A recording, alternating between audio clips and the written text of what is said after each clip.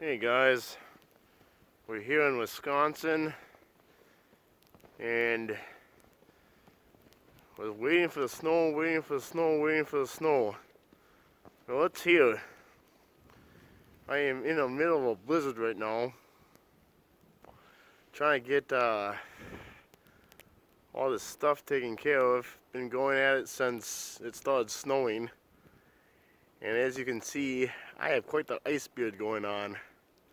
I don't really mind it. I can't really feel it. I'm having fun. But I'll keep you guys updated, show you guys the equipment working, the snowblowers are out working, skid steers, everything.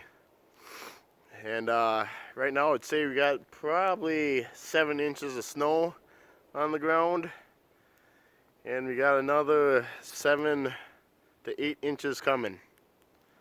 Okay, till next time guys, stay safe and stay home if you can.